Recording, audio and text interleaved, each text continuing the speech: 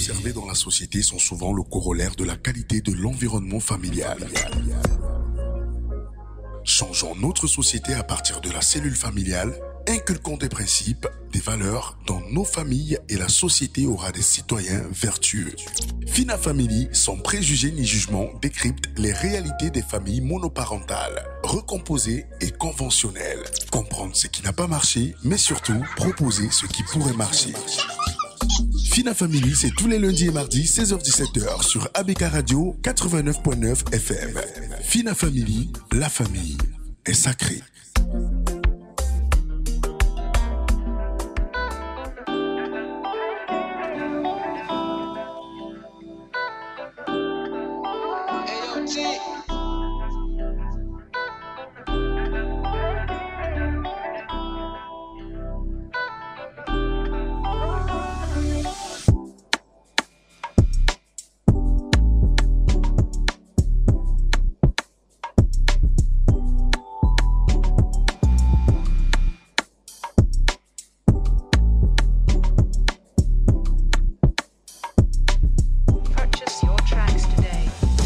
Merci de nous rejoindre sur la fréquence utile et agréable. Merci surtout d'écouter l'émission Fina Family sur ABK Radio. Très chers auditeurs, c'est un plaisir de vous servir dans le cadre de cette autre édition qui a pour thème parents pauvres, parents riches. Les enfants ont-ils les mêmes chances de réussite?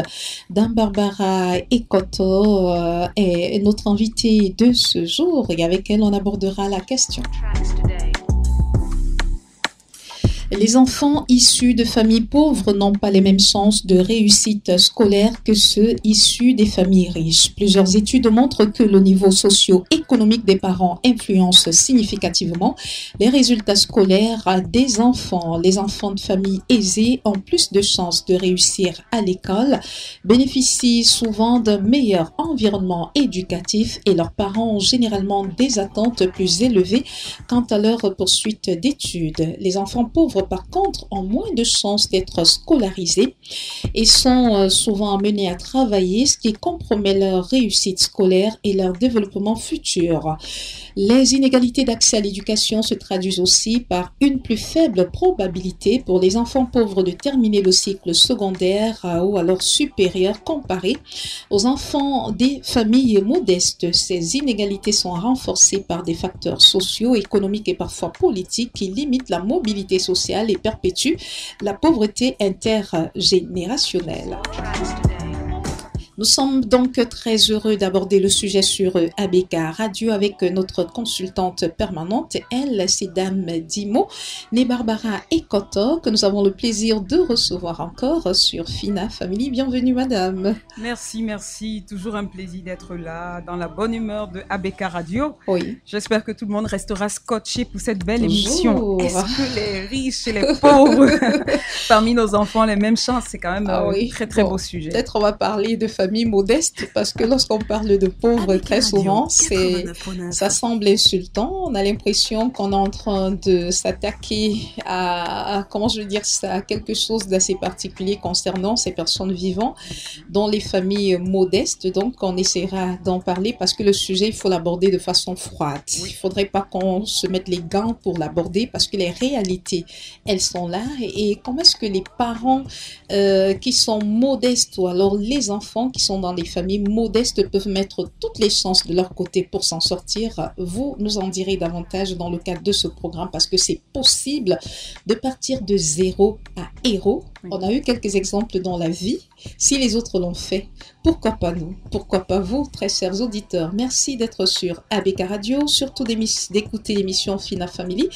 On vous propose ce bout de musique et on se retrouve juste derrière pour développer notre thématique du jour.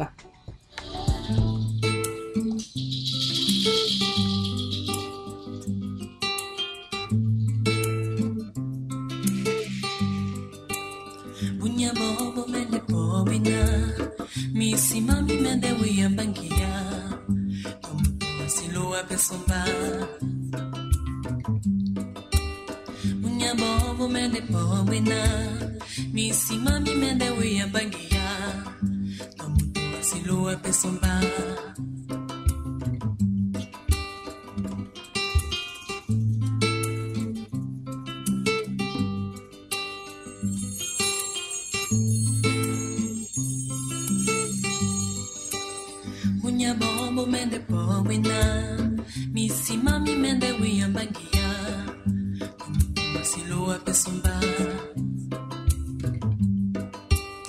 Munyabobo mende powena Misimami mende wiyambangia Masilo apesomba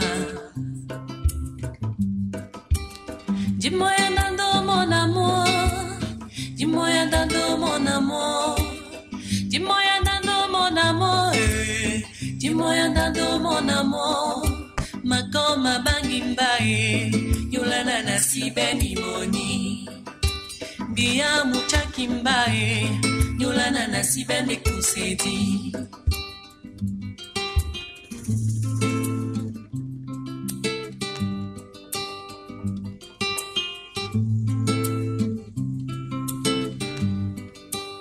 Bunya bobo mende powena Misimami mende wiyambangia Tomuto asilo apesomba Bunya bobo mende powena Misimami mende wiyambangia Tomuto asilo apesomba Bunya bobo mende powena Misimami mende wiyambangia Tomuto asilo apesomba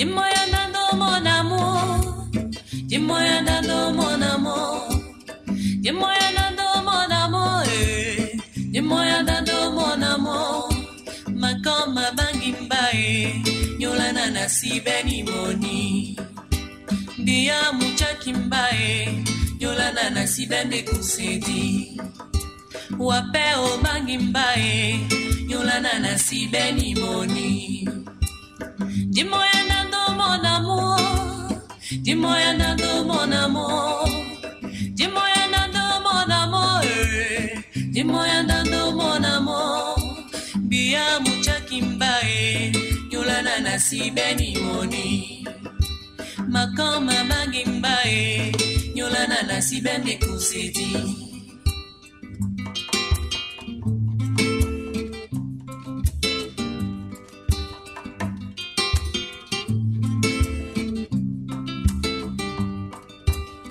Dis-moi andando mon amour Dis-moi andando mon amour Dis-moi andando mon amour ABK Radio 89.9 Bia mucha kimbae Yolana nasi beni moni Makoma bangimbae Yolana nasi bende kusedi Wapeo bangimbae Yolana nasi beni moni Dis-moi andando mon amour Dis-moi andando mon amour Dis-moi andando mon amour Dis-moi andando mon amour Makoma bangimbae Yolana nasi beni moni Mia mucha kindembae Yolana nasi bende kusedi Wapewa mangambae Yolana nasi beni moni Makoma bangimbae Yolana nasi beni moni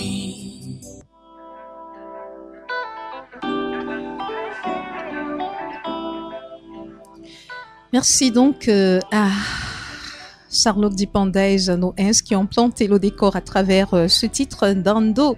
Dando, un titre qui a particulièrement fait plaisir à Adam Ekoto. C'est quoi le message contenu dans cette chanson? Alors, le message contenu dans cette chanson va complètement en droite ligne avec notre thème, parce que c'est une personne qui se plaint, qui se plaint qu'à cause de son manque d'argent, cause de son manque de biens, le nerf de la guerre finalement, voilà, on l'abandonne, même sa propre famille la rejette.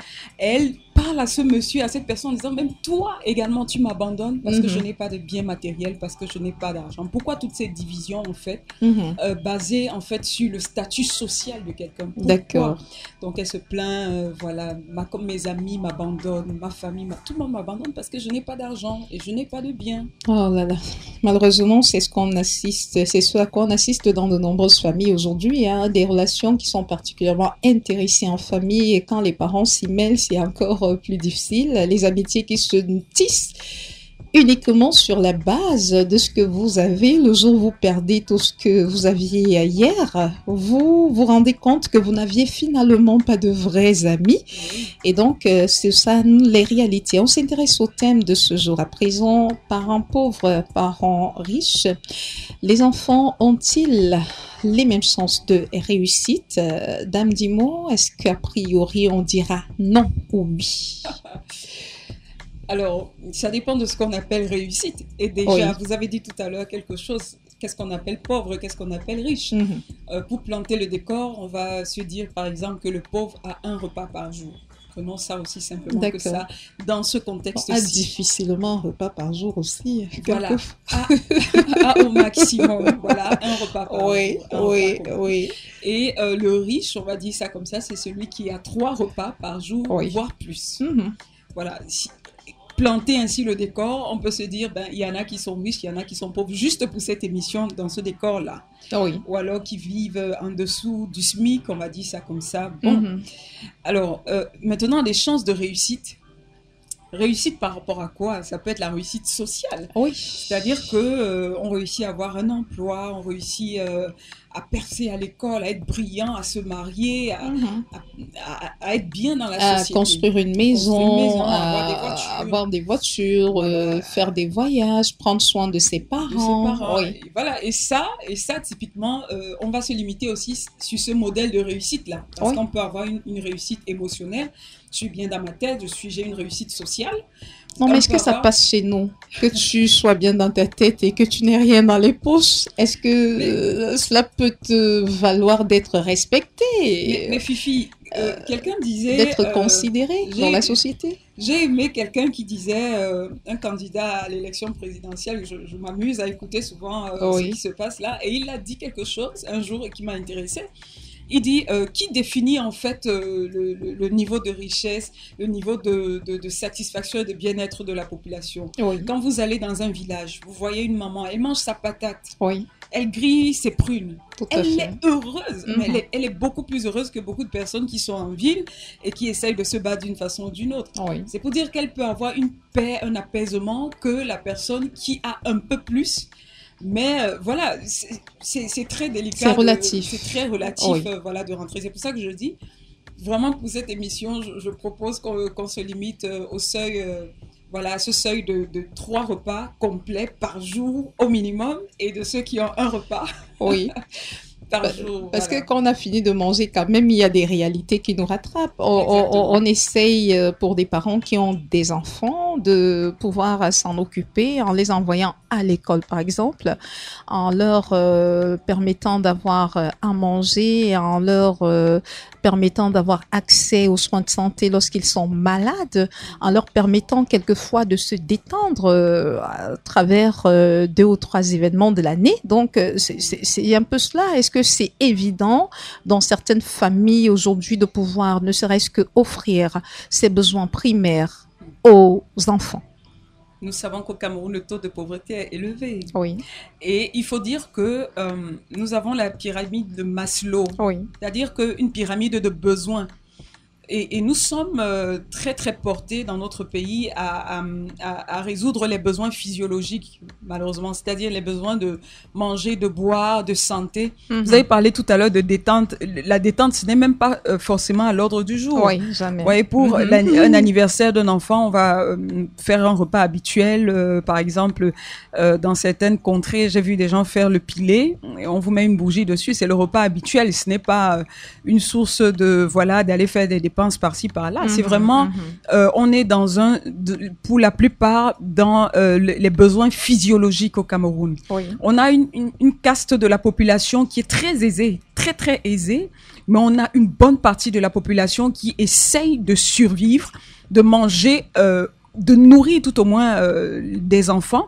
Et parfois, on en arrive à choisir parmi les enfants qui est-ce qu'on va scolariser parce qu'on n'a pas assez d'argent. On en arrive à choisir d'investir sur un en se disant que si cette personne réussit, cette personne pourra s'occuper des autres restés derrière. Parfois, on sacrifie un enfant au passage. Pourquoi? Parce que la provision qu'on a n'est pas suffisante justement pour pouvoir gérer l'ensemble des besoins, ne serait-ce que physiologiques d'une population donnée. Et je me rappelle qu'il y a un monsieur expatrié, un Français, avec qui je discutais, et qui me dit, je voulais lancer un grand mouvement de femmes de plusieurs entreprises ici au Cameroun. Et quand je le lançais, il me dit, mais Barbara, je suis d'accord avec ce projet, mais je ne voudrais pas que les femmes soient dans une revendication trop forte des hommes.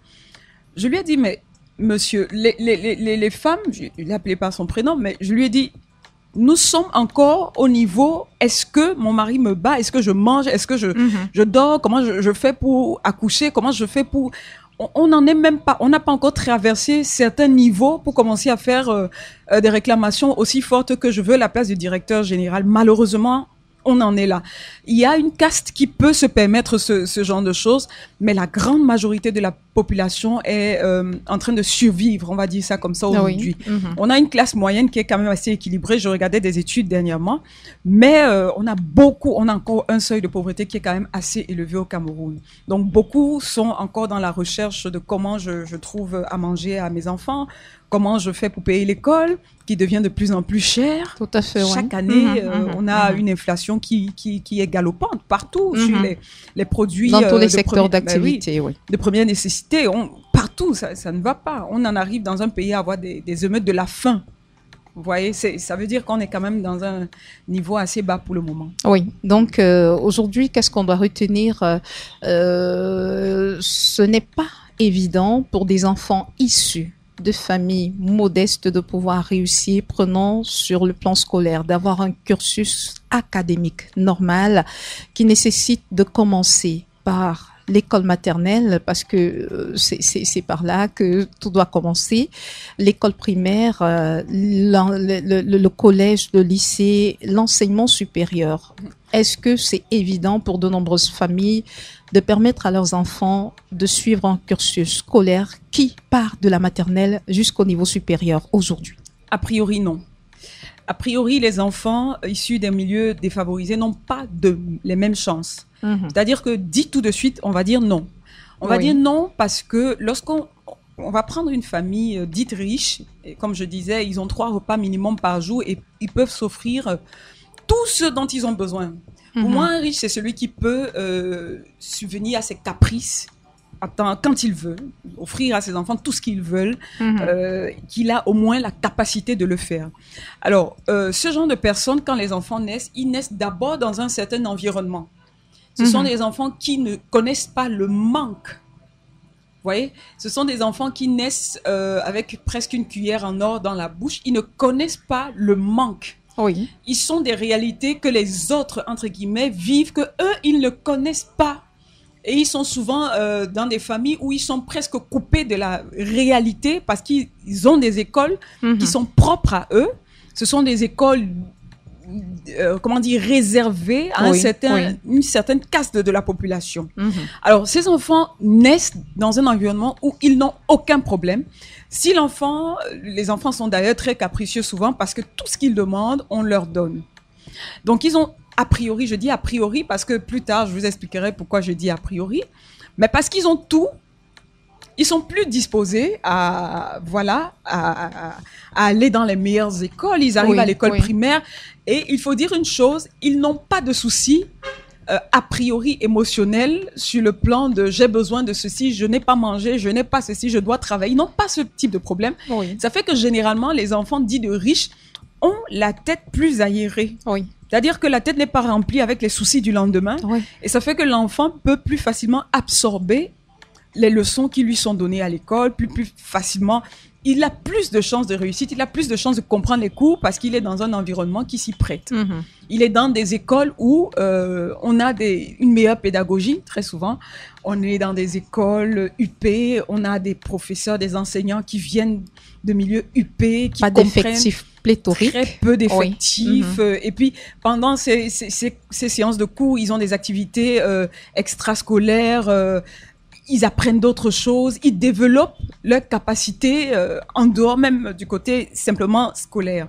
Ça fait que l'enfant apprend à faire de la peinture, des choses qu'un enfant dit de pauvre ne va pas s'intéresser à faire. L'enfant va apprendre à développer d'autres skills, d'autres habiletés, et l'enfant va grandir dans cet environnement.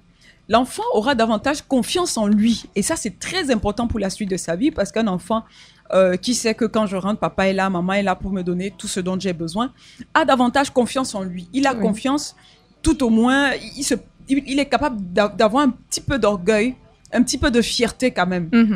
Et ça va aider l'enfant. C'est-à-dire qu'il est même capable de se mettre au-dessus des autres enfants et de les maltraiter un peu, comme on dit en anglais, to bully them, de déranger les autres enfants parce que lui, il est sûr de lui, il se dit, mais on m'accompagne en voiture à l'école, j'ai tout ce dont j'ai besoin, il voit les autres un peu moins nantis que lui et puis il réalise qu'il est favorisé. Donc, ils ont plus confiance en eux et ça fait que ils avancent plus facilement. Ils arrivent au collège, ils ont assez d'argent pour manger. Ils n'ont pas faim à l'école. Vous voyez, un enfant dit de pauvre, il a faim à l'école. Oui, bien sûr. Il a faim. Non seulement il a faim, mais après, il se pose quand même la question. Et certains sont obligés de retourner à la maison et chercher par eux-mêmes ce qu'ils doivent manger. Et c'est terrible. Oui. Et vous voyez, donc, ces enfants de riches ne connaissent pas ça. Ils ne connaissent pas cette réalité-là, dit de riches. Et ça fait que même si vous plaignez demain après-demain, vous faites des émeutes de la faim, on va dire ça comme ça. Un enfant dit de riche et qui n'a grandi que dans ce milieu-là, qu'est-ce qu'il va se dire? Il va se dire, mais il se plaigne de quoi en fait? Il ne comprendra pas la réalité de la personne qui est dans le manque. Moi j'ai grandi dans une famille assez aisée. Et dans la famille aisée, nous sommes passés dans quelques régions. Et dans certaines régions, nous étions interdits de parler avec certains types de personnes. Je sais vraiment de quoi je parle. Parce qu'il y avait une démarcation claire entre les uns et les autres. Nous, on nous interdisait carrément de parler avec certaines personnes. Et on se retrouvait des réunions entre nous. C'est-à-dire que les dimanches, on allait à l'église entre nous. C'est-à-dire qu'on avait... Nos amis, les amis, c'était dans certaines familles. Ça fait que vous évoluez dans un environnement qui fait que même après le bac, vos études sont prêtes. Oui, bien sûr, tout est planifié. Depuis la base, on sait ce que tel enfant fera. Il a au moins 4 options différentes. Et il a même des conseillers pédagogiques. Oui, bien sûr. Qui viendront, des tontons et des tatas qui viendront et disent, mais écoute, si tu veux, moi, je me rappelle quand je m'apprêtais à faire le bac, on m'a inscrite à l'université Cheikh Anta Diop au Sénégal. On m'a trouvé le logement à l'époque chez l'ambassadeur. On m'a pris mon passeport, on est allé mettre un visa. En fait, j'étais assise et on me dit, ok, tu es inscrite à l'université Cheikh Anta Diop, tu as le visa, tu as le passeport. Il faut juste que tu fasses tes affaires pour partir, pour devenir médecin. Puisque je vais expliquer que parfois, les enfants dits de riches ont des avenirs tout tracés. Il y a ta tante qui est en Europe, on m'avait dit, à défaut de ça, tu peux aller en France. On m'a mis un visa aussi. Justement. On m'a dit, ok, on achète une maison et puis ça tu seras là. Ça faisait déjà 2 opportunités. 2 opportunités. Sans faire d'efforts. Les familles de riches. Et ça m'amuse de raconter ça parce qu'après, il y a un moment où je suis allée de l'autre côté. Donc, je comprends un peu. Mais moi, j'avais cette opportunité d'aller en France. D'ailleurs, on m'a payé un billet d'avion. Je suis arrivée là-bas et on me dit, bon, on va acheter une maison, ce sera toi qui vas accueillir les autres cousins, tout ça. Tout était prêt, quoi. Je n'avais pas besoin de réfléchir à mon lendemain. Je ne pouvais pas rester à me dire, qu'est-ce que je fais? En fait, j'avais un embarras de choix. J'avais des parents qui étaient banquiers et qui me disent, mais si tu veux, tu peux être banquier. Et moi, je vais voir si je peux t'aider. J'avais que... Donc, la seule chose qu'il fallait faire, c'était d'aller à l'école, simplement, et de ramener de bons résultats. Et les parents dits de riches ont beaucoup d'attentes aussi par rapport à leurs enfants parce qu'ils donnent tout à leurs enfants et ils s'attendent à ce que les enfants réussissent. Donc, a priori, les enfants dits de riches sont bien partis pour réussir. Que ce soit à l'école, que ce soit dans la vie, etc., etc. Parce qu'après même, cette école-là, on le verra peut-être après, ils ont des opportunités que les autres n'ont pas. Donc, c'est difficile quand on est enfant issu de familles modestes d'avoir justement toutes ces possibilités qui s'offrent à nous. Par contre, dans les familles dites riches, c'est une réalité qu'on ne va pas nier. Lorsque un enfant évolue, il a plusieurs options. Il a des oncles, il a des tantes, il a même des parents qui ont les moyens pour lui permettre de mener les études qu'il veut dans le pays de son choix. Ce qui n'est pas toujours le cas dans les familles modestes. Alors, on va passer un peu dans la famille modeste, justement. Dans la famille modeste, quand vous naissez, en fait, vous êtes un de trop souvent. Oui, bon, parfois, ne vous attendez vraiment pas. Vous arrivez au moment où on se dit, ben, après... Une bouche de plus à nourrir, parce qu'en fait, vous avez déjà 4 ou 5 frères, et puis vous arrivez, vous pointez quand la maman est enceinte. C'est pas, oh, mon petit bébé qui arrive, non. C'est waouh. C'est que les parents peut-être étaient déjà à 2. Ils estimaient que c'est trop. Il faudrait qu'on marque d'abord une pause. Et pendant qu'on est en train de dire qu'on marque la pause, il y a un 3e qui arrive que personne n'attendait. Mais comme c'est un enfant quand même, on ne peut pas le jeter. On fait avec lui malgré nous. Et alors, cet enfant, quand il arrive, déjà quand cet enfant arrive à la vie, il va pas grandir avec des couches d'état pendant 2 ans, hein. Non, il va pas grandir avec. L'enfant est confronté aux réalités dès qu'il est bébé, hein. Bien parce sûr. qu'il commence déjà à manger les macabos.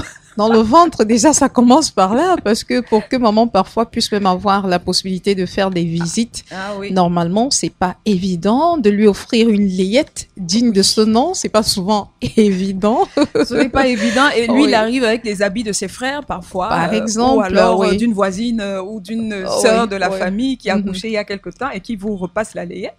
Et cet enfant arrive dans cet environnement-là.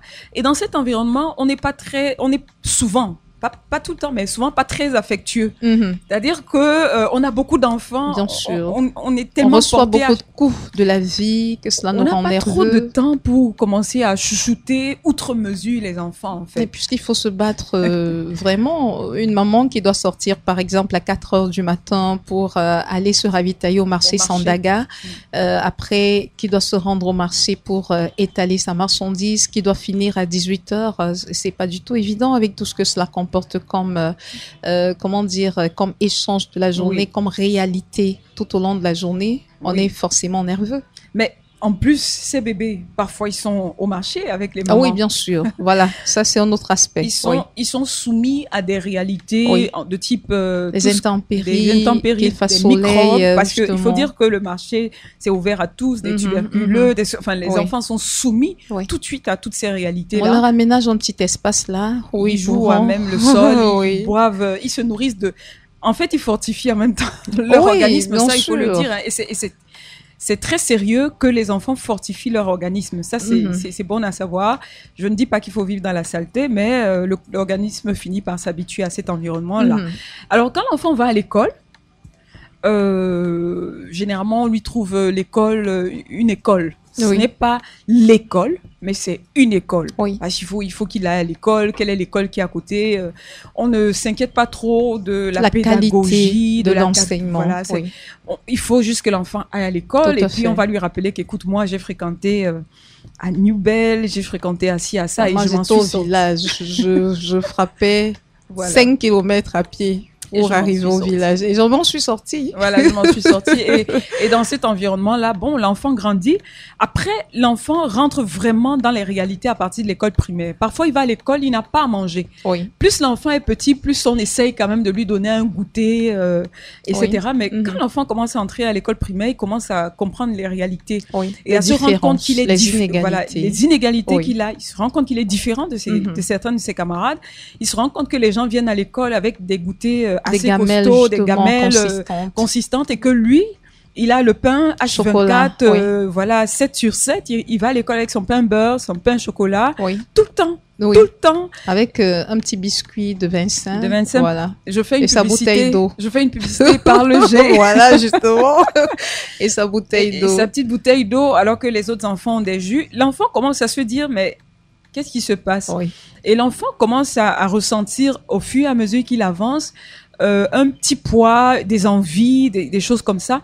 Et tout va se jouer maintenant à comment ça se passe à la maison à ce moment-là. Donc, si l'enfant rentre à la maison et qu'il faut encore, vous le disiez tout à l'heure, laver les assiettes, laver le sol, faire tout, aller peut-être aider la maman à vendre. Au marché, oui. Certains ont comme point de chute, une fois retournés de l'école, le marché, où ils restent aux côtés de leur maman ou de leurs parents jusqu'à ce que le marché ferme. Et ils retournent à la maison parfois à 18h, et 19h. Ils sont fatigués. Et vous comprenez que quand l'enfant est fatigué, il a moins de temps pour étudier. Oui. Et moins de fraîcheur et de force pour étudier. Et son cerveau se pose tellement de questions. Il a des réalités à la maison, parfois des parents qui sont absents parce qu'il faut chercher. Vous avez des papas qui sont sur une moto du matin à très tard la nuit parce qu'il faut qu'ils rapportent de l'argent pour sa famille. Les enfants ne voient pas forcément les parents et l'enfant commence à avoir des... L'enfant se pose des questions. Et quand on est trop stressé, parfois, les gens, ça dégénère en violence. Parfois, dans la maison, il y a la violence, il y a ceci. L'enfant vit dans un environnement assez compliqué. Et dans son esprit n'est pas libre. Son esprit n'est pas assez aéré pour pouvoir recevoir tout ce qu'il faut de la meilleure des façons et être assez intelligent. Donc, il est en train de prendre la route de la course avec beaucoup d'obstacles par rapport à celui qui n'a aucun souci à se faire, qui jouit de sa jeunesse, de son enfance tranquillement, qui est aéré, qui ne connaît pas certaines réalités, etc., beaucoup trop tôt. Et cet enfant, donc, qui se pose trop de questions, parfois il va énormément réfléchir, parfois il sera battu, il va arriver à l'école, tout ce que l'enseignant dit, il ne comprend pas. Il n'aura peut-être pas eu le temps de faire ses devoirs parce que il a passé le temps aux côtés de maman après les cours. Une fois qu'il retourne à la maison, parfois c'est à cette heure-là qu'on commence à préparer, à apprêter le repas. Et parfois on va finir aux environs de 20h, 21h. Tout le monde est épuisé. La seule chose qu'il y a à faire, c'est d'aller se coucher.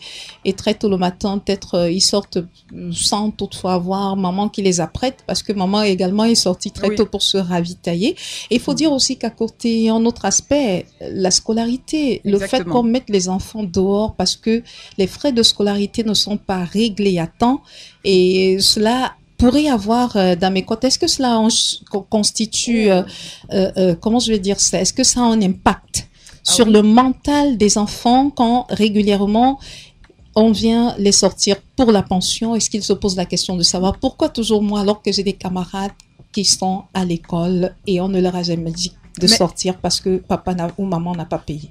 Mais moi, j'ai eu un enfant qui a décroché de l'école. Un enfant que j'ai suivi qui a décroché de l'école. Pourquoi? Parce que on l'a fait sortir de l'école une fois, 2 fois. Il a commencé à avoir très, très honte.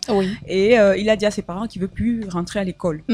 C'est-à-dire que chaque fois qu'on rapprochait l'enfant de la barrière de l'école, il pleurait, il criait. On a dû appeler le psy en disant il faut accompagner cet enfant.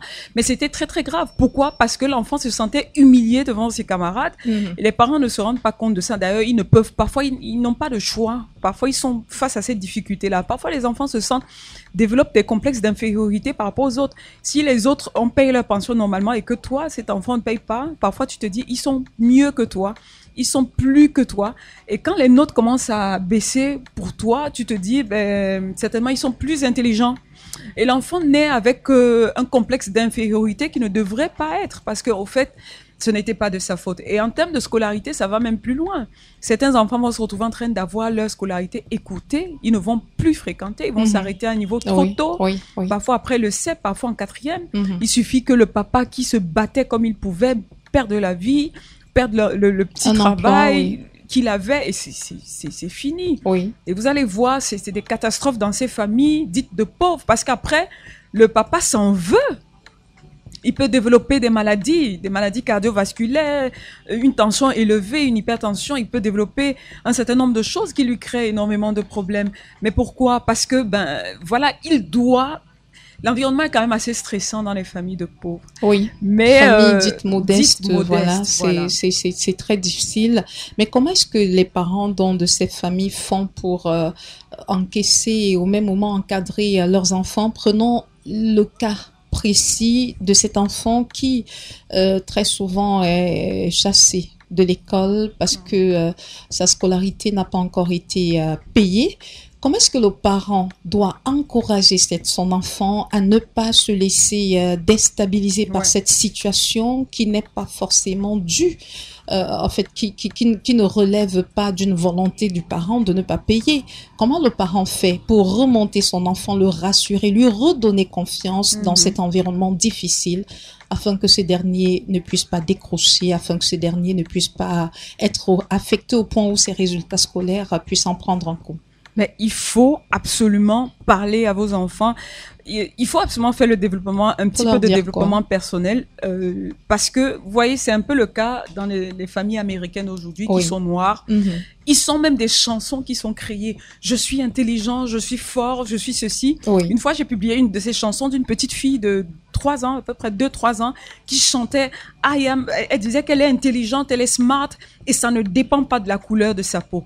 Donc, ce que le parent qui est dit pauvre, ou alors qui est modeste, peut dire à son enfant, c'est que ta valeur ne dépend absolument pas de ce qu'on a de l'argent ou pas. Il faut bien que l'enfant comprenne, parce que l'enfant ne comprend pas encore les choses. L'enfant voit des situations, est impacté et il va se fier à ce que vous allez lui dire. Si vous ne dites rien, il va développer le complexe d'infériorité. Mais si à chaque fois vous dites que l'autre soit riche et que toi, tu n'es pas assez pour le moment, sache que les choses peuvent s'inverser. C'est juste un problème d'un instant. Et en plus, n'oublie jamais, c'est son papa qui est riche, c'est pas lui qui est riche. C'est-à-dire que vous ne savez jamais ce que vous serez demain. Toi, tu peux être. Rien ne doit te limiter. Le ciel est ta limite. Tu peux aller aussi loin que tout ce que tu veux. Tu peux être la meilleure version. Tu peux être un président. Tout ce que tu veux, tu peux l'être. Il n'y a pas de barrière pour ta réussite. Si en ce moment, nous n'avons pas assez, si on te fait sortir, dis-toi que c'est pour un temps. Rentre la tête haute parce que ça ne change pas ta valeur. C'est important de dire à l'enfant que sa valeur ne dépend pas des aspects financiers. Sa valeur il faut que quand il se regarde au miroir, que l'enfant réalise à chaque fois, à cause des paroles valorisantes que les parents lui donnent, que quand même son camarade dit riche, lui dira oui, mais moi j'ai ceci, tu dis mais c'est pas grave. Toi tu as ça pour le moment, mais moi je mange, je suis en paix, etc. Il faut que l'enfant réussisse à avoir un certain niveau où sa valeur ne dépend pas de la finance, des biens matériels, etc., etc.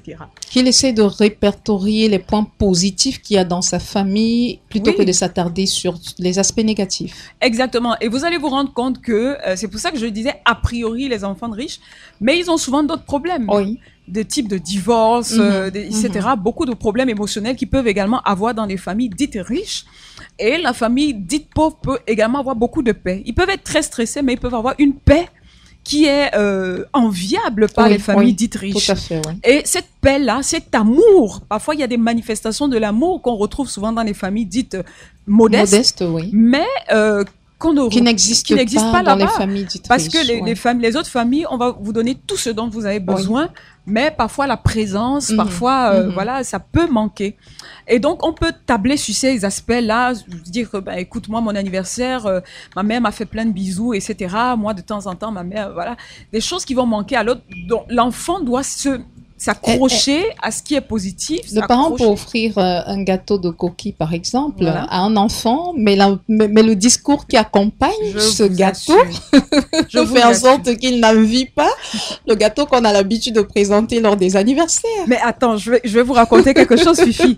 Et je me rappelle que lorsqu'on était jeune, petit, très très petit là, je pense qu'à un moment, ça arrive souvent, mon papa, il a été à court d'argent, je sais pas ce qui s'était passé ce mois-là, il a acheté du tapioca, beaucoup de tapioca, des arachides et du lait. Il est arrivé à la maison, il dit, je vais vous faire une recette exceptionnelle. Et nous, on était juste, quelle recette? On est venu se mettre tout autour de lui. Il a fait un tapioca, il a mis de l'eau, il a mis du sucre, il a mis des arachides, versé un petit peu de lait. Il nous dit ce que vous allez manger, c'est un délice et tout. Vraiment, quand on le mangeait, c'est à l'univers, en terminale, en seconde, voilà, c'était en seconde, que j'ai appris que le tapioca était en fait ce qu'on appelle le sauveur. Mais non, je n'ai jamais su que le tapioca était un sauveur. Pour ceux qui ont fait les internats, vous pouvez comprendre ce que je dis.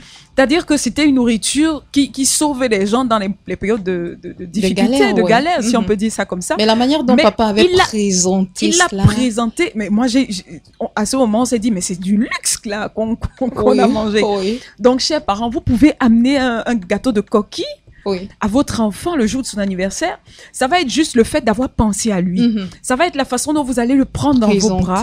Ça va être la façon dont vous allez chanter, être heureux. Ça va apaiser votre enfant. C'est-à-dire que même si les autres personnes disent 2 ou 3 choses, l'enfant va se sentir bien.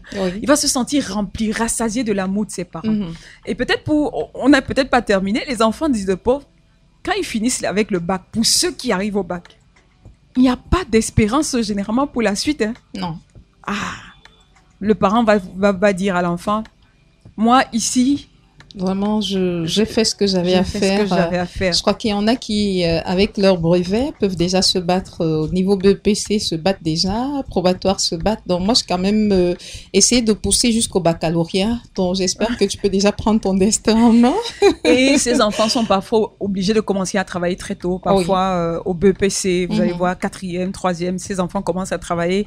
Parfois, ils vendent à l'école. Ils développent des activités.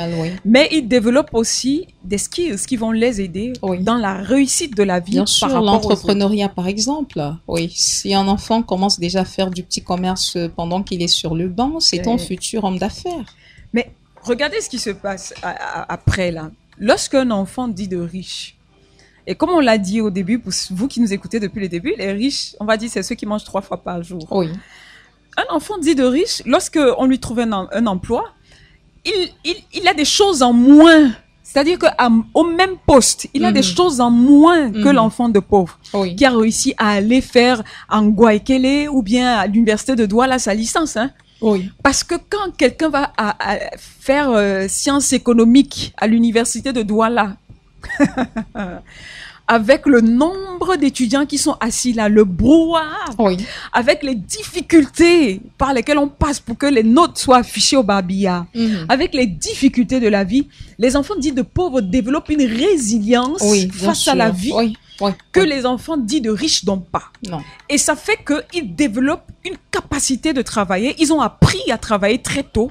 Ils ont appris à se dépasser, à aller au-delà de leurs limites humaines même, à aller au-delà, à travailler sous pression, parce que ils travaillent, ils se battent, et ça fait qu'ils ont plus de chances de réussir à ce moment dès qu'on sort de l'école. Vous voyez? Et ceux qui sont à l'école, ils attendent que papa, tu dis que je travaille où? Tu me trouves qui? Tonton, tata va te trouver, va t'appeler. Mais moi, je cherche le travail. Quand je trouve mon travail, quand je dépense mon argent, je sais ce que je fais avec mon argent. L'enfant dit de riche, lui, dépense à...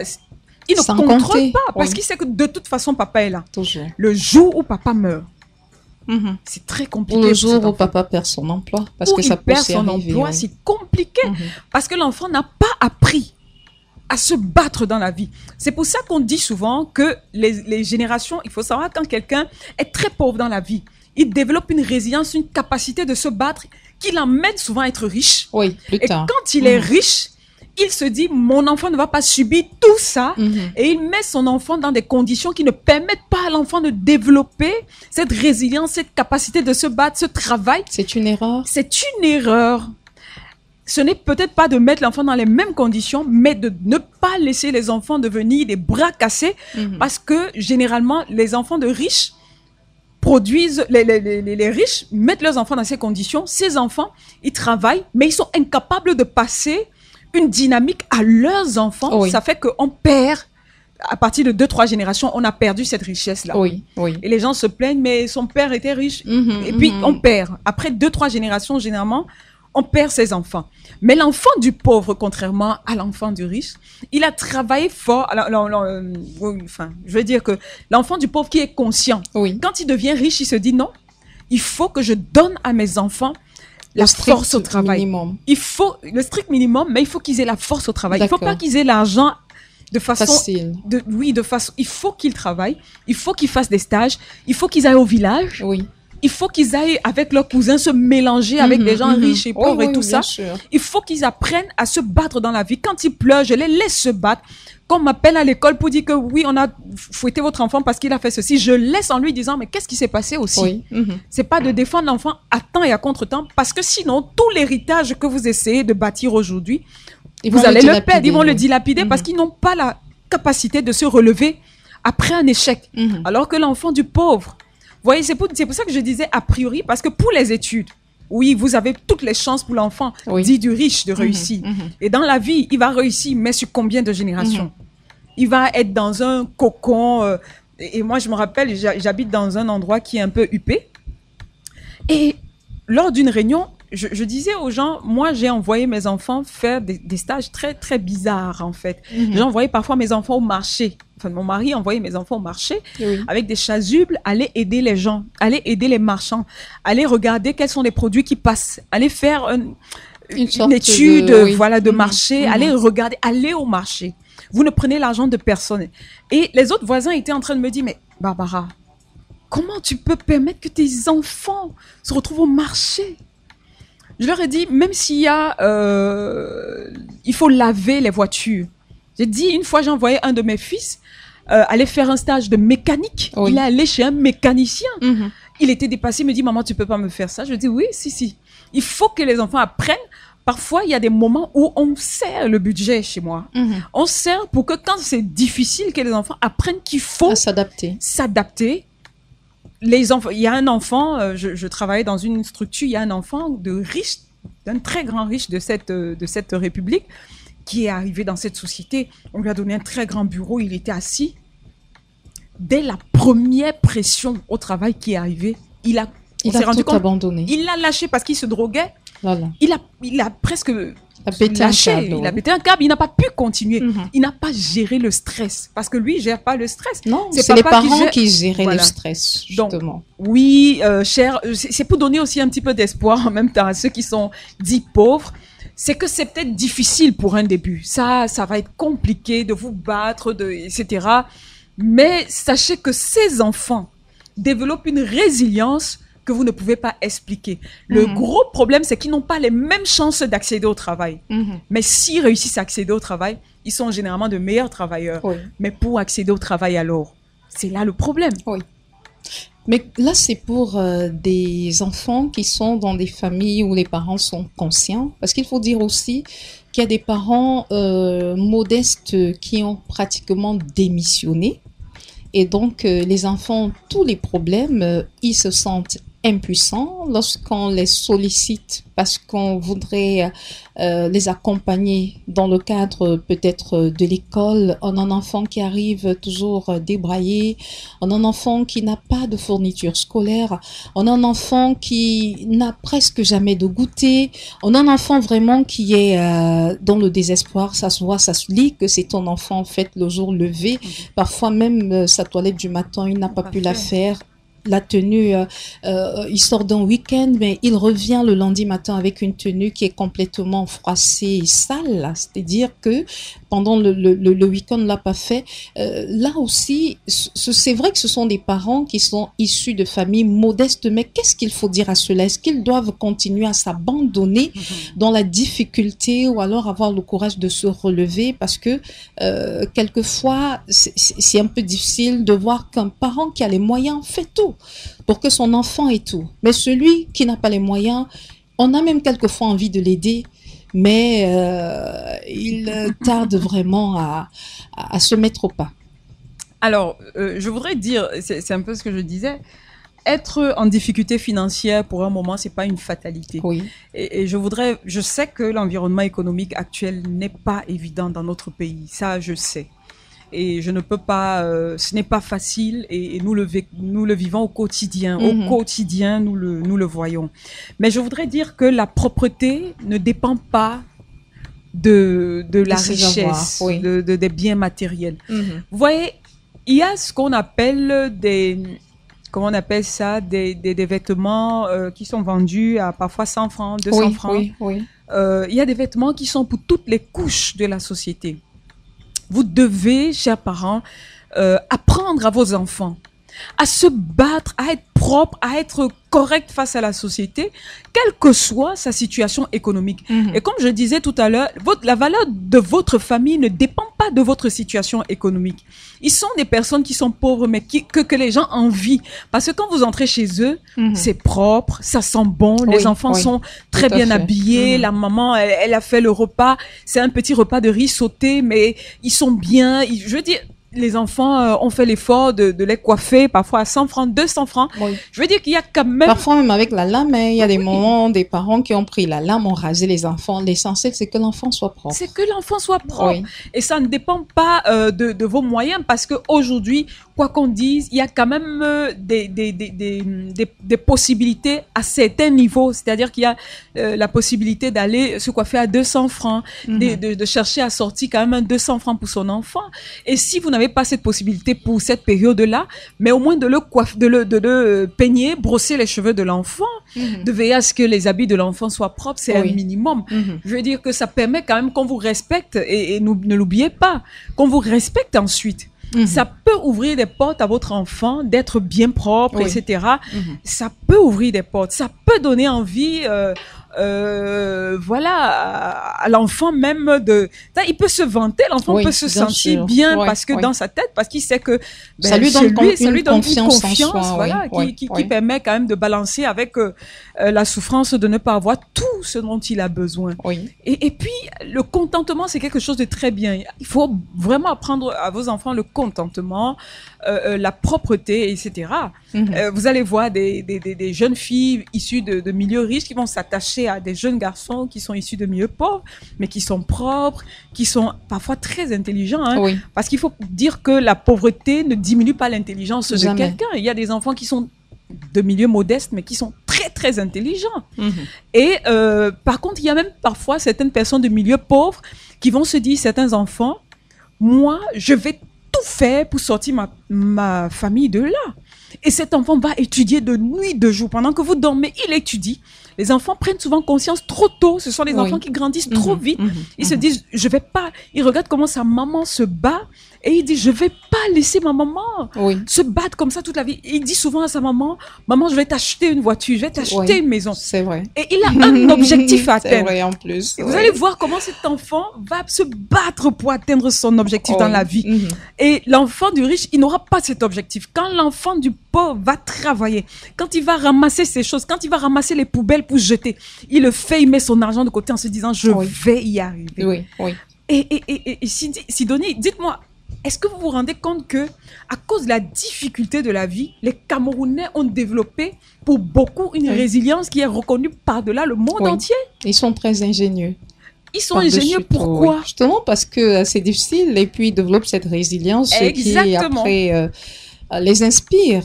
Parce qu'il faut se réinventer pour pouvoir s'adapter. Totalement. Mais exactement. Les enfants qui viennent de milieux difficiles. On disait qu'il y a, je crois, c'est 20 000 Camerounais qui sont allés au Canada.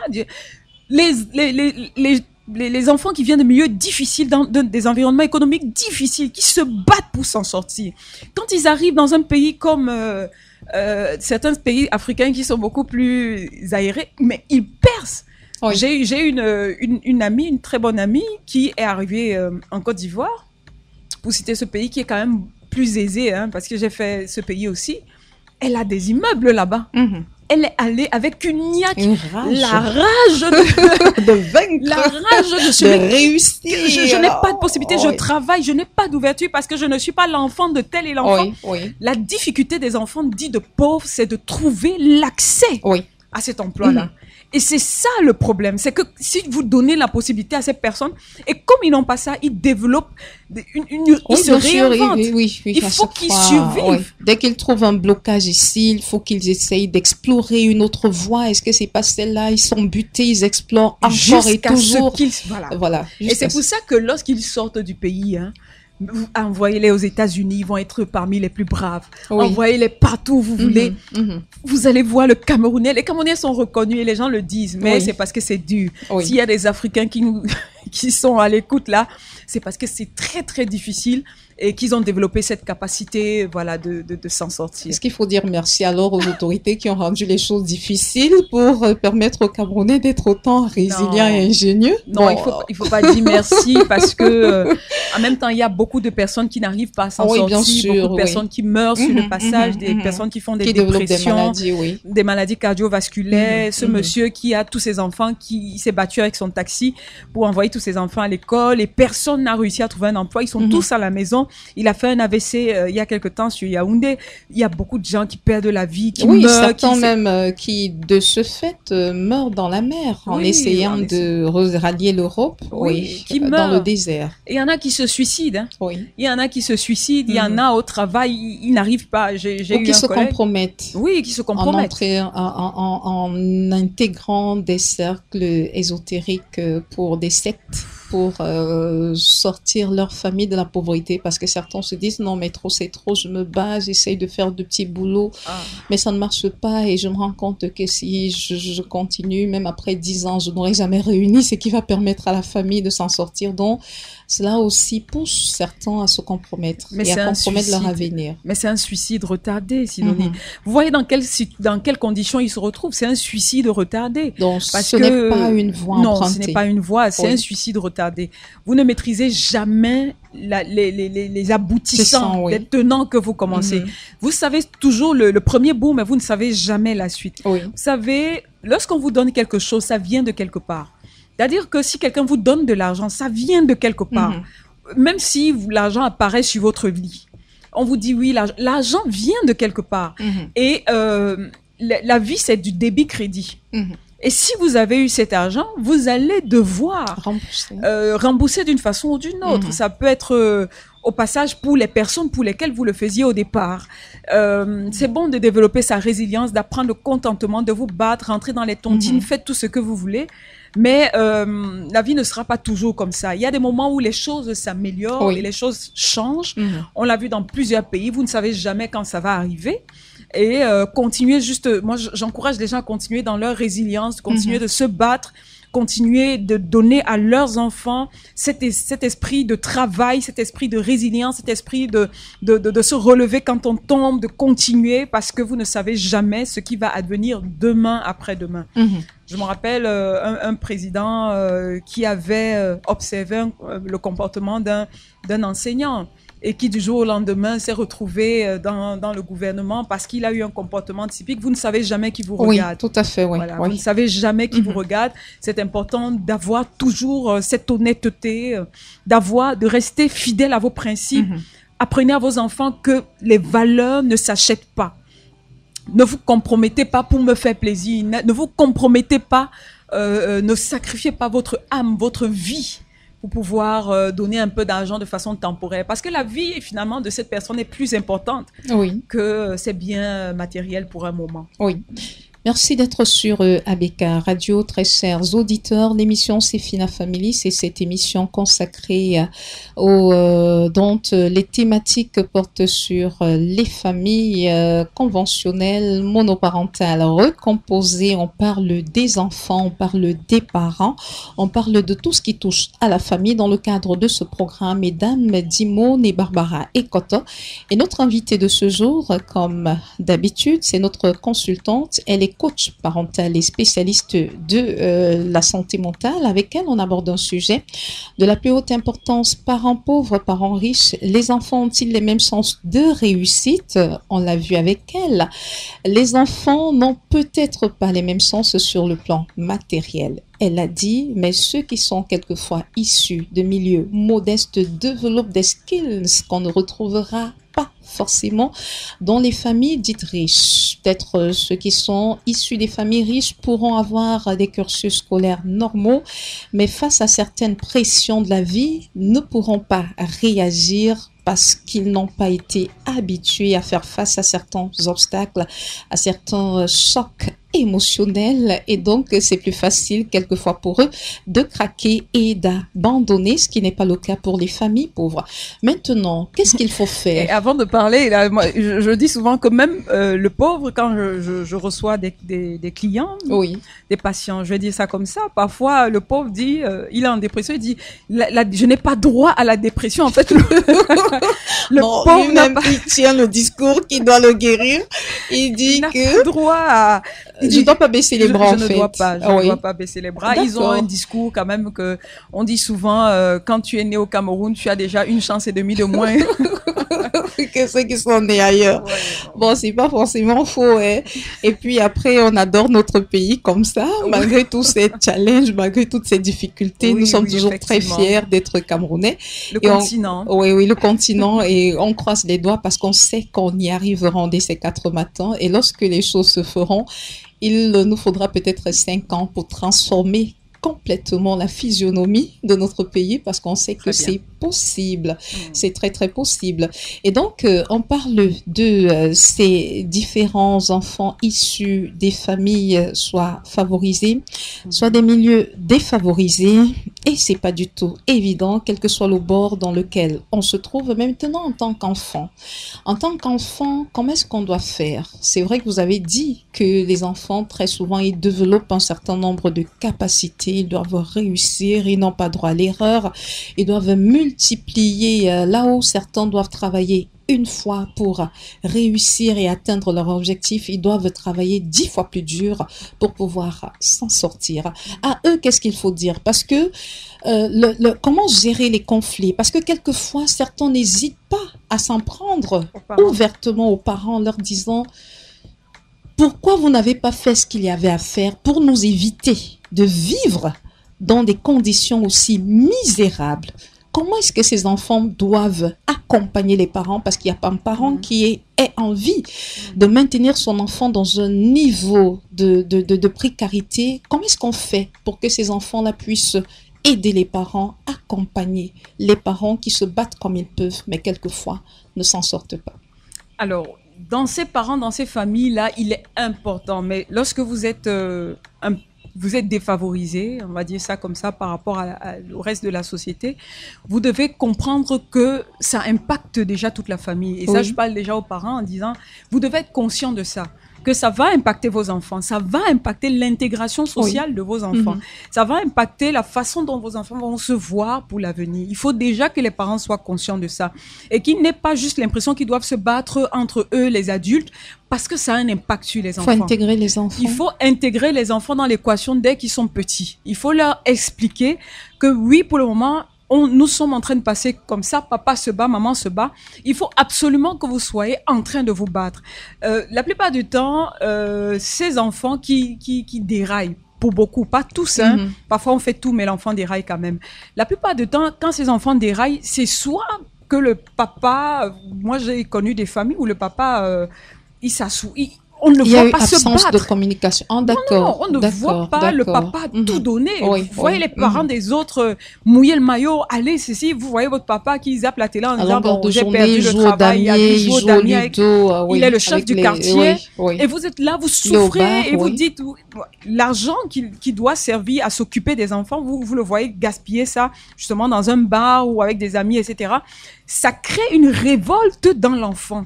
Et cette révolte-là, ça va être difficile à rattraper.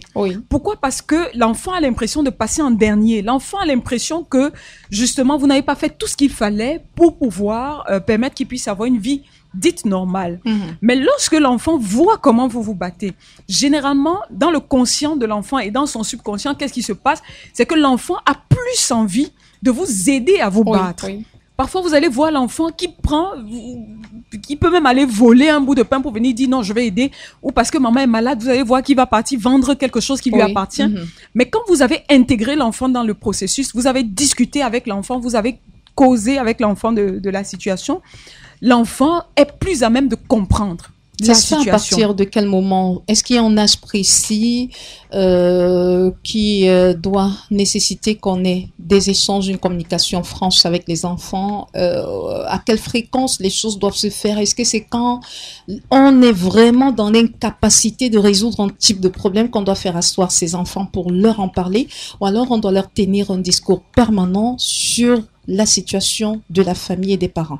Déjà, quand l'enfant est à l'école maternelle, il faut apprendre à l'enfant le contentement. Je te donne ton pain, c'est ton pain, sois fier de ton pain. Il faut que l'enfant commence dès le plus tendre. En fait, le discours s'adapte avec l'évolution de l'enfant. Quand il est tout petit, il faut apprendre le contentement à l'enfant. C'est tellement important. Nous, on n'a pas la télé, mais c'est pas grave. On peut s'amuser. On a les cartes. On achète les cartes de 200 parfois le soir, un parent. C'est-à-dire que vous adaptez le discours en disant que nous, on n'a peut-être pas ça, mais nous, on a ceci. Et on s'amuse, on est heureux avec ça. On apprend à l'enfant le contentement. Au fur et à mesure que l'enfant grandit, on lui dit, écoute, voilà, papa a cherché l'enfant. On commence à lui expliquer. Il a cherché le travail, etc. Quand vous le voyez sortir, c'est comme ça. Quand le papa revient, parfois, il peut dire aux enfants, j'ai réussi à gagner un marché. L'enfant marche avec vous. L'enfant comprend la situation. Et l'enfant a du mal à s'attaquer à vous lorsqu'il voit comment vous êtes en train de vous battre pour lui. Et donc, pour les enfants, ce qu'il faut comprendre, c'est que ce n'est pas évident. S'il y a des enfants qui nous écoutent, ce n'est pas du tout évident pour ces parents de se battre comme ils sont en train de se battre. Parfois, ils n'ont pas la connaissance qu'ils doivent échanger avec vous. Ils n'ont pas cette connaissance. Du coup, eux, tout ce qu'ils savent, c'est qu'il faut qu'ils apportent de quoi manger. Oui. Et parfois, ils se déconnectent de l'émotionnalité, de leur côté émotionnel avec vous pour se concentrer à 100% sur il faut que je rapporte de l'argent, il faut que je nourrisse ma famille. Mais vous devez savoir que eux, ils ont l'impression de faire ça pour vous. En fait, ils le font pour vous. Ils n'ont peut-être pas la connaissance que vous avez besoin aussi de leur tendresse, de leur présence, de leur accompagnement, de faire des devoirs avec eux, de les soutenir quand ça va mal. Dites-vous que c'est ça. Prenez l'habitude également d'exprimer vos émotions à vos parents, de leur parler, de leur dire écoute papa, je ressens ça parce que. Et chers parents, pour vos familles, ne repoussez jamais un enfant qui vous exprime son émotion. Oui. On ne repousse pas l'émotion de l'enfant. On ne peut pas calculer son émotion. Oui. Il faut pouvoir accepter que l'enfant a eu une émotion et accompagner l'enfant dans la sortie de cette émotion. Parce qu'il y a parfois des comparaisons. Il va vous dire, chez nous, c'est toujours comme ça, alors que lorsqu'on va chez les tels, ils ont ci, ils ont ça. Il ne faudrait pas prendre cela comme étant une défiance quelconque, non? Rien à voir. Mais expliquer à l'enfant que ils ont ça, mais tu ne sais pas comment ils ont fait pour l'avoir. Oui. Dans la vie de chaque personne, parfois, il y a des choses bizarres qui se passent dans les foyers, tu ne sauras pas.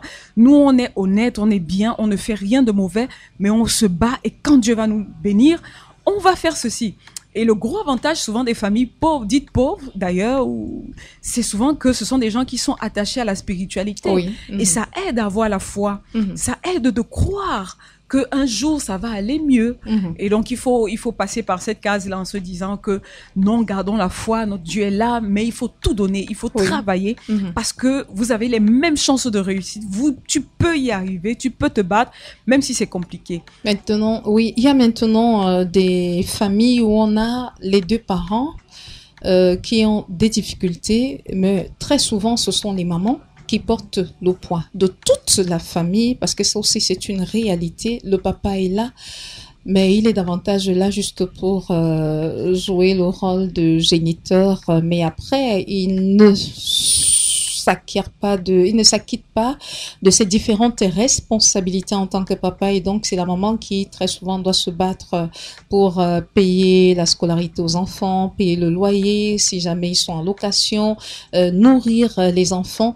Pour ces mamans, qu'est-ce qu'elles doivent faire? Parce que j'ai eu des enfants qui vivaient mal cette situation de savoir que maman est là, papa est là, mais c'est maman qui fait tous les efforts au point où quelquefois, lorsqu'on a besoin de quelque chose et que les enfants posent le problème au papa, la maman, de façon discrète, donne de l'argent au papa pour que le papa puisse résoudre le problème afin de ne pas perdre la face devant les enfants. Il y a des femmes qui réussissent justement à entretenir ce respect et l'image du chef de famille qu'est l'homme, mais il y a d'autres femmes qui, elles, ne manquent pas de rappeler à l'homme qu'il n'est pas en train d'assumer son devoir. Qu'est-ce qu'on doit dire aux deux types de femmes? Alors, je vais arriver sur les femmes, mais les hommes là, il faut déjà que je dise aux hommes qui sont dans cette situation que les enfants fabriquent leur âge adulte à partir de vous. Oui. Les enfants vous observent. Il ne faut pas croire, tout ce que vous dites là, ils vont oublier. 80% de tout ce que vous êtes en train de dire aux enfants, ils vont oublier. Mais ils vont se rappeler de ce que vous faisiez. Oui. Et les enfants vont reproduire, en fait, le comportement pour la plupart du temps de leurs parents. Vous êtes en train de montrer le chemin à l'enfant. Et quand vous laissez la femme devenir le chef de famille, en fait, vous êtes en train de déstabiliser l'enfant qui ne sait pas comment la structure familiale doit être. J'ai connu plusieurs couples aujourd'hui que je suis, pour certains que je suis, parce que la maman était le commandant, le tout. Elle arrive dans son foyer, elle devient le commandant, elle veut tout comprendre. Et pourtant, l'homme, il marche à la soumission. Oui. Donc, c'est pour dire que ce sont des mauvais schémas. Et cela a une incidence sur ces filles qui, plus tard, seront à l'image de leur maman. Très souvent, elles sont à l'image de leur maman. Oui. Et souvent, vous allez voir, même dans plusieurs familles, lorsque il y a les femmes fortes. J'ai connu une jeune fille, elle a fait 1 an de mariage. Dans sa famille, toutes les femmes étaient fortes, toutes ont divorcé, toutes ont ceci. Elle arrive dans son foyer, elle parle à son mari.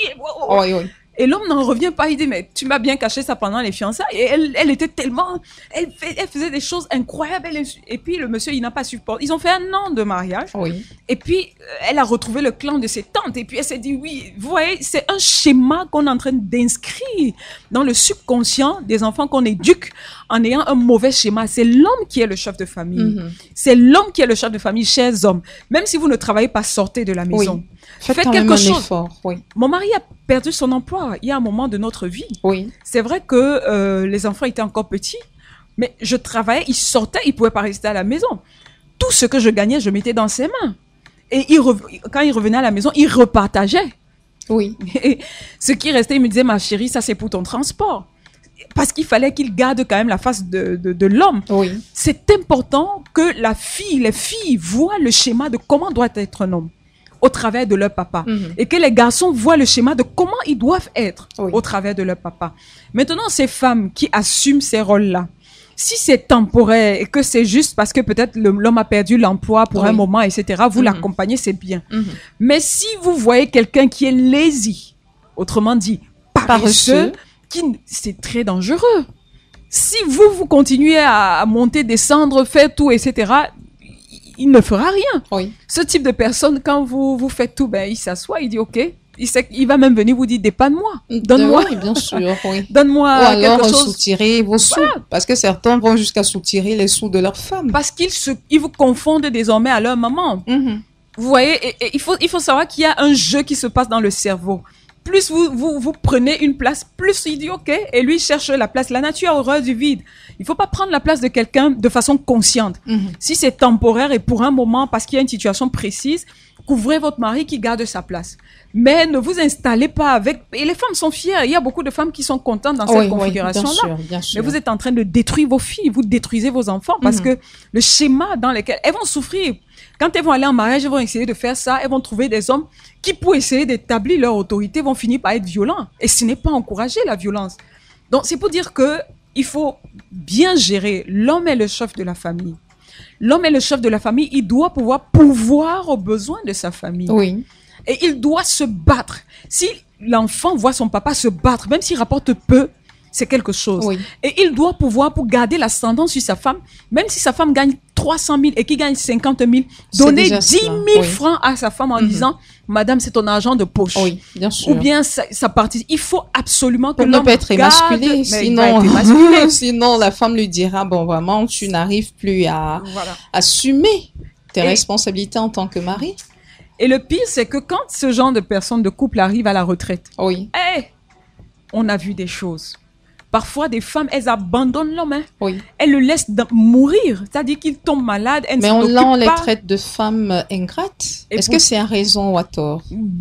Il y a un moment où il y a la culture. Il faut informer les gens. C'est la connaissance qui a manqué. Oui. Elle a porté un rôle qui n'était pas le sien. Oui. Elle a développé beaucoup d'amertume, beaucoup de haine parfois au fond d'elle, etc. Quand elle arrive à un moment où elle prend le dessus, mais elle va traiter l'homme. Elle va traiter l'homme de la pire des façons. Oui. Maintenant, les autres vont appeler ça comme ils veulent. C'est à chaque personne de gérer le flux émotionnel qui vient en lui. Oui. Moi, je ne peux pas demander à une femme de faire ça, mais naturellement, elle aura envie de le faire parce qu'elle va se dire, mais après tout ce que j'ai vécu aujourd'hui, tu n'as pas d'argent. Elle va te dire que donc, aujourd'hui, ceci, aujourd'hui, non, elle va reprendre le dessus. C'est pour ça que même en allant à l'étranger, si vous avez maltraité votre femme ici au pays, dans les pays où la femme non, il faut renoncer. Là où elle a les droits, là où elle a tous les droits, il faut renoncer. Vous lui dites vraiment, ma chérie, il vaut mieux partir. Moi, je vais rester ici sur place. Si vous vous souvenez de moi et que vous pouvez m'envoyer quelques euros, bon, je suis partant pour les recevoir, mais si jamais il faudrait que je me déplace avec vous, je ne suis pas vraiment motivée. Voilà, nous parvenons au terme de notre émission Fina Family de ce jour. Un sujet assez intéressant. On parle de parents pauvres, parents riches. Est-ce que les enfants ont les mêmes chances de réussite? Nous avons abordé cette question de long en large, parce que là, on a essayé de toucher à tous les différents aspects. Y a-t-il des aspects qu'on aurait oubliés, Dame Dimone et Barbara Ikoto? Alors, je voudrais quand même attirer l'attention de notre État. Je voudrais vraiment attirer l'attention de l'État camerounais en disant beaucoup est déjà fait. Oui. Je sais que ce n'est pas évident. Beaucoup est déjà fait. Mais c'est important de revoir ou d'améliorer la politique pour ce qui concerne les emplois. C'est très important pour la jeunesse d'avoir un repère d'avoir un repère, de se dire que il y a un plan quinquennal qui concerne l'octroi d'emploi aux jeunes, qui ceci, il y a ceci. C'est vrai qu'ils sont des opportunités, mais on a souvent l'impression que c'est réservé à certaines personnes. Il faut peut-être davantage parler de vulgariser ces opportunités-là, donner l'information, descendre parfois dans les quartiers. Il faut que les jeunes aillent aussi vers l'information auprès des délégations ministérielles, qui aillent chercher l'information, mais il faut réussir à avoir un plan, une visibilité pour la jeunesse camerounaise en particulier, parce qu'il faut qu'il y ait un espoir. Une jeunesse qui n'a pas d'espoir tombe dans la dépression, tombe dans les drogues, tombe dans la violence. Il y a de plus en plus de violence dans notre pays. Ils sont des choses qu'on ne nommait pas, qu'on est de plus en plus en train de nommer. Il faut qu'il y ait un regain, même à partir d'aujourd'hui, qu'il y ait une reprise de conscience. Il faut qu'il y ait quelque chose de fort, des actions fortes qui soient menées. Il faut qu'il y ait des campagnes de sensibilisation à la morale. Il faut résoudre le problème de fond qui est déjà trouver un emploi à ces jeunes, quel que soit voilà le type d'emploi. Je remercierai, je continue de remercier la facilitation qu'il y a eu avec les centres de formation professionnelle qui permettent de donner une formation professionnelle pratique à ceux voilà qui n'ont peut-être pas la possibilité d'aller faire quelque chose de trop général pour ne pas réussir dans leur vie. La vulgarisation de ces CFP, comme on les appelle, a été une très bonne initiative. Je voudrais vraiment vous encourager, chers membres du gouvernement, tous ceux qui nous écoutent, à mettre des actions concrètes, des plans concrets, quinquennaux, je sais pas, triennaux, je sais pas, concrets, qui permettent à la jeunesse de savoir que voici ce que notre gouvernement a pour nous, voici la prochaine étape, voici à quel niveau on en est, voici les chiffres qui ont été donnés et voici où on s'en va. Voici l'objectif final sur 5 ans, sur 10 ans. Et ça donne de l'espoir. Ce n'est pas qu'aux jeunes, même aux parents. Parce que si un parent a l'information, il sait que dans tel secteur d'activité, on aura besoin de tel nombre de personnes d'ici tel nombre d'années, ça lui permet d'avoir une meilleure orientation pour son enfant. Et ça, voilà. Selon les capacités de son enfant, il se dit, bon voilà, il y a quand même des chances que mon enfant puisse s'insérer en optant pour ce secteur d'activité, parce que peut-être d'ici l'horizon 2035, on aura recruté peut-être sur la première année 2000 personnes, la deuxième 1000, la troisième 500 et ainsi de suite. Donc, que ce soit connu. Et c'est vraiment holistique, parce que pour que on puisse trouver de l'emploi, il faut également que les autres ministères, qui aient par exemple des ouvertures sur le plan minier, qui aient des ouvertures sur le plan il faut qu'il y ait une très belle fusion avec une synergie avec les économies, comment on les appelle, les opérateurs économiques sur place. Il faut qu'il y ait des plans qui sont concrets, qui soient connus, qui permettent quand même aux gens de se projeter et de ne pas partir. Parce que toute notre jeunesse est en train de partir. Il n'y a pas d'espoir. Ils ne savent pas où ils vont.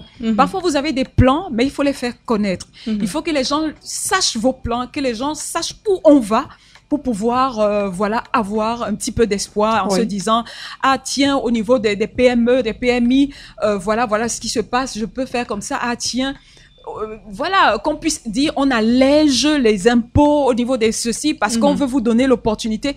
Il faut que ce soit vraiment conscient, connu, vulgarisé, répété dans les journaux, qu'on sente une véritable action gouvernementale pour aider la population les familles à ne pas sombrer dans le désespoir et à tomber ainsi dans, franchement, l'anarchie totale, les dérives, les ventes des organes sexuels pour pouvoir avoir 500 000, on ôte la vie à quelqu'un et des choses comme ça. Je vous en prie, vraiment, c'est un cri de cœur que je fais à nos autorités, c'est un cri de cœur que je fais également à tous les opérateurs économiques.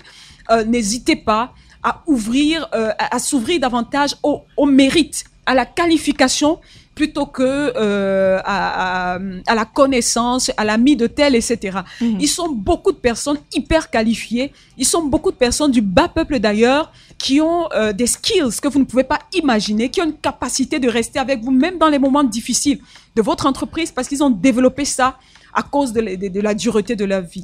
Il y a ces choses-là. Il faut exploiter tout ce gros potentiel de la jeunesse. Notre jeunesse est nombreuse. Je crois qu'on a 60% de jeunes dans notre pays, si je ne me trompe pas. Mais il faut exploiter cette jeunesse. Il faut, c'est le fer de lance de notre Cameroun, comme dit son Excellence. Oui. Utilisons ce fer de lance à bon escient pour que notre pays reste le continent. Oui, le continent. Dans le bon sens, parce que on s'illustre quelquefois dans des dérives qui ne nous honorent pas. On souhaiterait être le continent à travers des actions positives, à travers, comment je vais dire ça, des créations, à travers des inventions. C'est comme cela qu'on aimerait qu'on nous reconnaissent comme étant le continent. Dame Dimone et Barbara Ekoto étaient notre invité de Fina Family de ce jour. Nous avons parlé de parents pauvres et parents riches. Les enfants ont-ils les mêmes chances de réussite? C'était la question abordée dans le cadre de cette émission. Merci Dame Dimo d'avoir été là. Je rappelle que vous êtes coach parental, spécialiste de la santé mentale et que vous avez des personnes que vous consultez en permanence et celles qui souhaiteraient être avec vous. Comment est-ce qu'elles obtiennent votre contact?